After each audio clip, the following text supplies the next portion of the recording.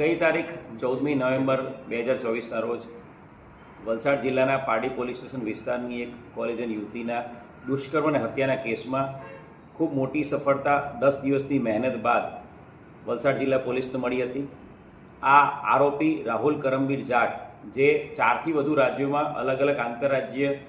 ચોરી અને અલગ અલગ મારામારી અને આર્મ્સ એક્ટના ગુનાઓમાં સંડોવાયેલો છે, એ રાહુલ કરમબીર જાટ, જે મૂળ રોહતકનો છે, એને પકડી પાડવામાં સફળતા 24 નવેમ્બરના રોજ મળી હતી.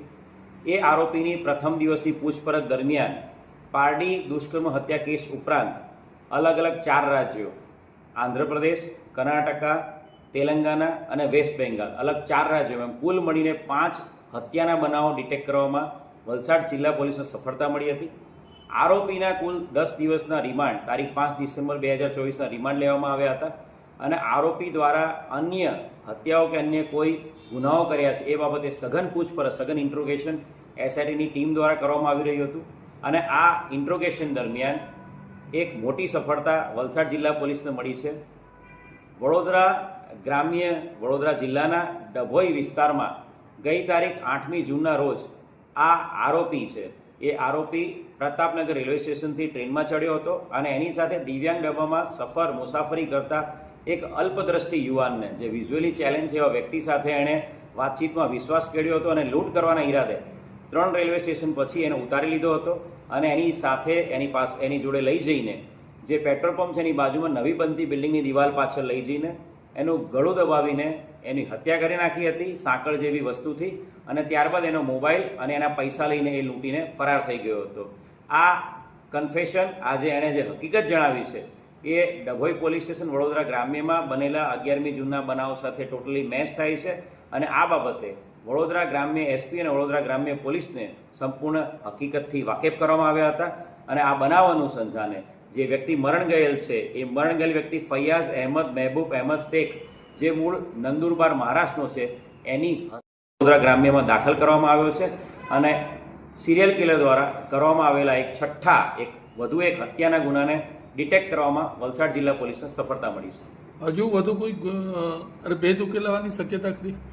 આ આરોપી રાહુલ કરમબીર જાટ એ છેલ્લા 5 વર્ષમાં ઘણી બધી વખત જ્યુડિશિયલ કસ્ટડીમાં ગયો છે.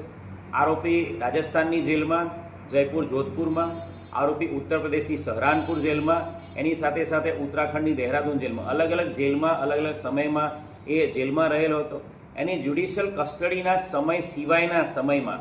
એના દ્વારા કરવામાં આવેલા રોડવેઝમાં જે નોકરી, જે ડ્રાઈવરી ક્લીનરી કરતો હતો, એ રોડવેઝમાં જે કામ કરતો હતો, એ બધો ડેટા મેળવવામાં આવી રહ્યો છે. અને એના દ્વારા સમગ્ર રાજ્યમાં અને સમગ્ર દેશમાં કોઈપણ જગ્યાએ કોઈ ટ્રેનની અંદર ચાલુ ડબ્બામાં કોઈ લાશ મળેલી હોય, ચાલુ ટ્રેનમાં કોઈ ડબ્બામાં, એ બાબતે સ્ટેટ ક્રાઇમ રેકોર્ડ બ્યુરો અને નેશનલ ક્રાઇમ રેકોર્ડ બ્યુરો સાથે પણ સંપર્ક કરવામાં આવ્યો છે અને અલગ અલગ રાજ્યોના તમામ રેલવેના એસપી સાથે અમે સીધા સંપર્કમાં છીએ અને આવા કોઈપણ બનાવ બાબતે જે આરોપી છે એની સાથે પૂછપરછ પણ કરવામાં આવે છે અને આરોપીના ટેકનિકલ ડાટા સાથે એનું મેચિંગ કરવામાં આવે છે અને આ બાબતે હાલ વધુ તપાસ ચાલી રહી છે. આર્યો આ ભેદ કઈ રીતે ઉકેલાયો? આરોપીની જે મૂવમેન્ટ છે, એ મૂવમેન્ટ ટેકનિકલ ડેટા આધારે અમને ખ્યાલ આવી હતી અને આરોપીની મૂવમેન્ટની સાથે સાથે મેં આપને કહ્યું એ પ્રમાણે સમગ્ર રાજ્યના અલગ અલગ પ્લેસીસ પર